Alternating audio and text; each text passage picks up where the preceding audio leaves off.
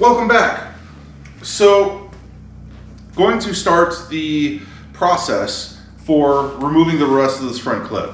So what I'm going to do is I'm going to take the bolts holding the radiator support down, which will allow me access to pull that wheel cover, shroud, guard. I don't know what you would call it because there's like two layers. I don't know.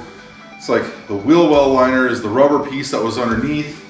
I don't know what you would call this top piece. So going to go through and remove that and wish me luck.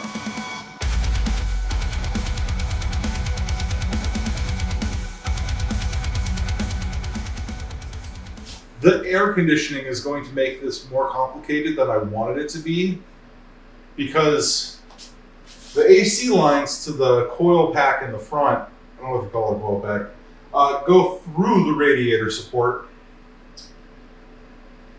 And I didn't want to take that apart in case it held pressure, and I don't want to release 40-year-old Freon in the garage. I don't know what choices I have in order to get the radiator support out. So before I do anything, I'm going to Google if OG Freon exposure will kill you. I have no idea. I know it does ozone damage shit. I don't know what it does in an enclosed space. I'm getting very mixed results. First result, sniffing Freon is extremely dangerous and can lead to long-term brain damage and sudden death. The next one, it's not very good for you, but it's not toxic and it won't hurt you in the same way breathing carbon monoxide or fumes from a furnace might. I'm going to assume the other one is talking about home Freon.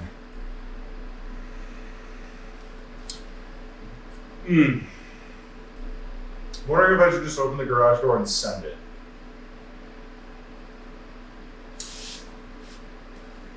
Let me consult the front. I'll be right back.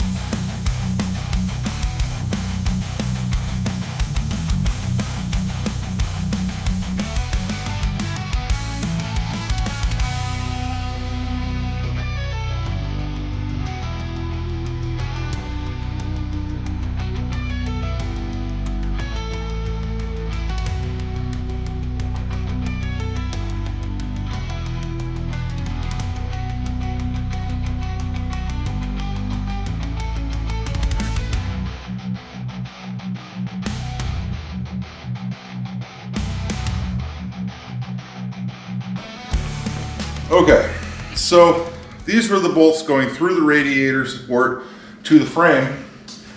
I tried to test it a little bit earlier to see exactly how hard these were going to be to take out.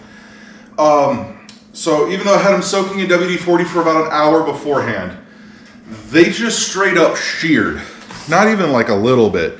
Like they just sheared clear off. So I'm going to need to find new bolts for that. But now the whole front radiator support's off. Let's get this guy out of here.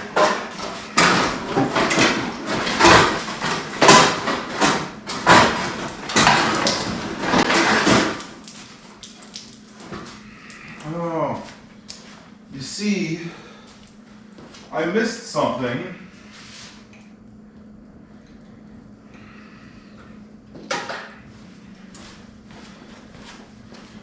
I missed something kind of crucial here. So if you look, I missed taking this off. That's why I couldn't get this out before. I feel kind of stupid, but it is all part of the journey on taking something apart for the first time.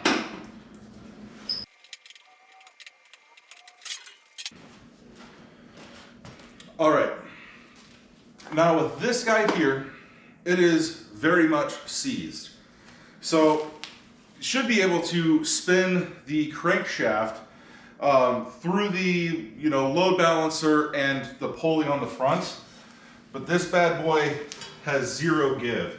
I would like to see if I can get it to move at all, but I don't know if I have a socket big enough. Let's see if I can find one.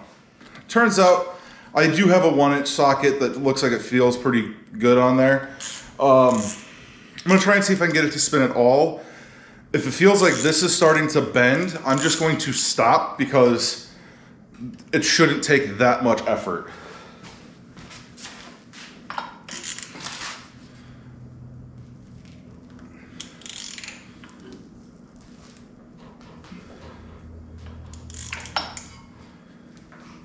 Yep, nope, that is, oh.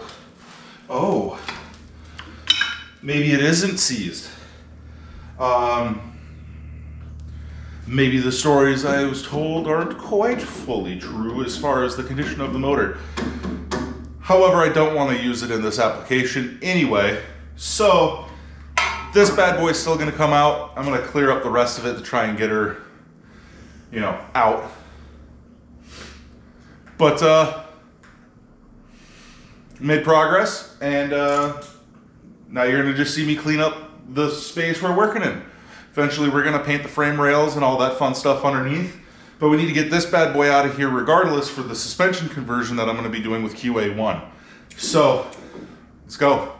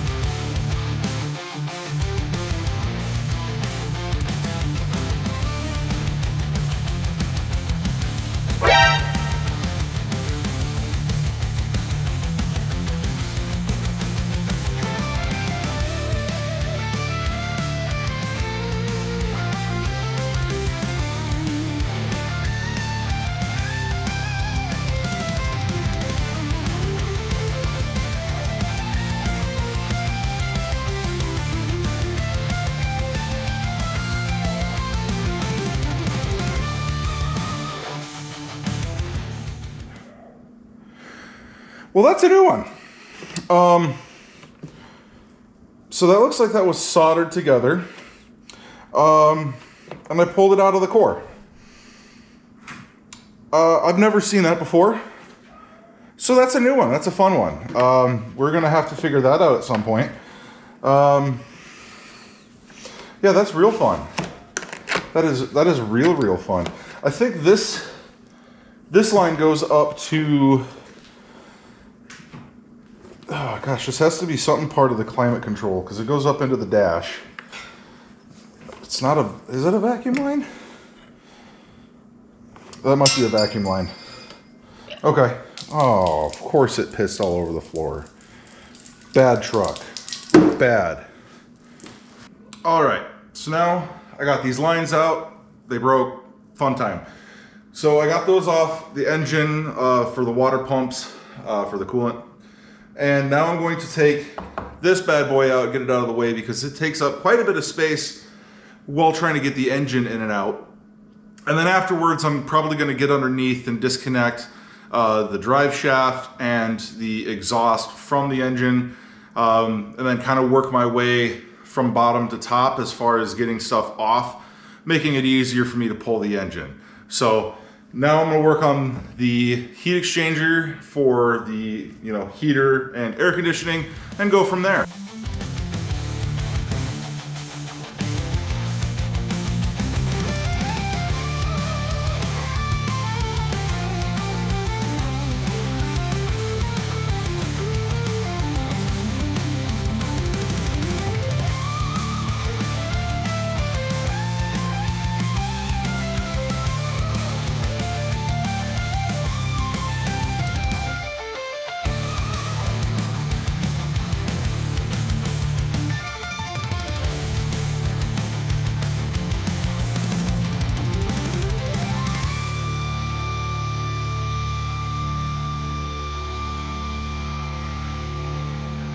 All right, and I kind of forgot to mention this earlier, but when I was taking the front support off, I did crack off the air conditioning lines.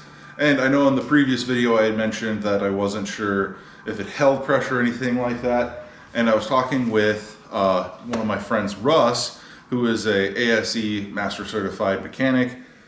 Basically told me what I needed to do to reclaim it and all that stuff, and there was not any pressure in the lines. So after we tested, got all that, there was no risk to myself or anything in the garage because there was no pressure. But we did go through the process of making sure that's the way it was supposed to be. Figured to give you guys a little recap because I know that there wasn't really a video showing me taking those off because the radiator support, I spent a lot of time fighting bolts like I showed earlier with them shearing off completely. So now what we're going to do is kind of pick back up where we left off on this.